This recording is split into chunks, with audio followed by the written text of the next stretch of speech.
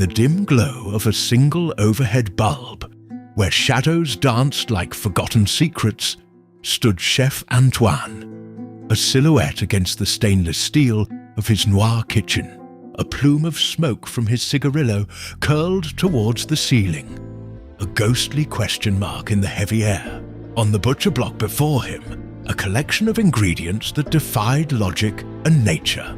There was a flask of shimmering liquid, rumored to be distilled moonlight, a basket of shadow-grown mushrooms that whispered when you got too close, and the centerpiece, a pulsating gelatinous orb known as a chrono egg, said to contain the flavor of moments lost to time. "The critics," he rasped, his voice a low, gravelly hum. "They call it impossible. They say a dish cannot be crafted from dreams and whispers." A wry smile played on his lips. "Tonight we prove them wrong. Tonight we cook the impossible." He picked up a cleaver, its edge gleaming with malicious intent.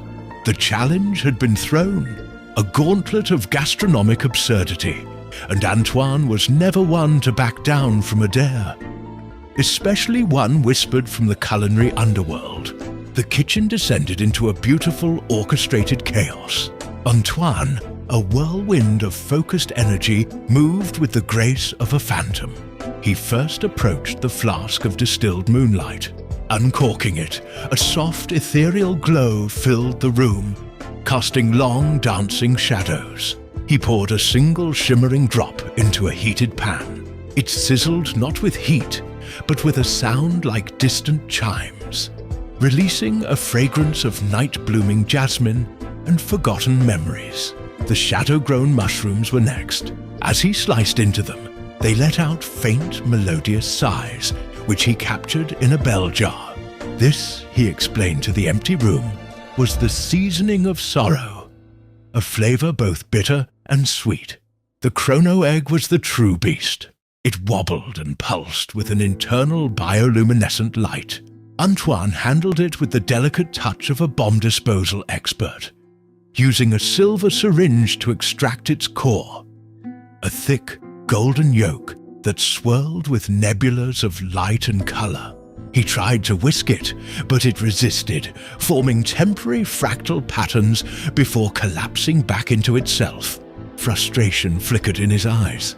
He tried poaching it in the moonlight, but the egg simply absorbed the light, glowing brighter. This was a battle of wills, a duel between chef and ingredient, and the kitchen was the arena. Then a moment of pure, unadulterated genius, an epiphany born from the brink of madness. Antoine realized he wasn't meant to conquer the ingredients, but to coax them, to collaborate with them. He stopped fighting the chrono egg's yolk, and instead gently folded in the whispering mushroom essence, its sorrowful notes calming the yolk's chaotic energy. He infused this mixture into a delicate, hand-pulled sugar lattice, spun so fine it looked like a spider's web dusted with frost. He then carefully drizzled the moonlight reduction over the entire creation, the liquid chimes harmonizing with the mushroom's whispers. The dish began to assemble itself, the components drawn to each other as if by some unseen culinary gravity.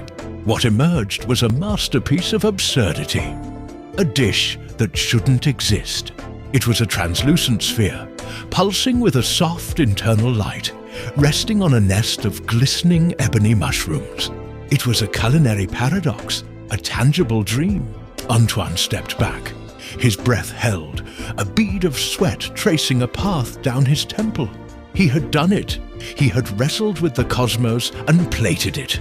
As the final wisp of steam, smelling of starlight and nostalgia, rose from the plate, Antoine presented his creation to the camera, his sole audience in the silent kitchen. The dish, named Ephemeral Echo, sat there, not merely as food, but as a story, a riddle served on a porcelain plate. It pulsed with a gentle, hypnotic rhythm, a tiny universe of flavor. "They said it was impossible," Antoine whispered, his voice filled with the quiet satisfaction of a magician who has just pulled off the ultimate trick. But in my kitchen, impossible is just another ingredient. He gestured towards the dish with a flourish. Behold, a taste of what never was and what might yet be.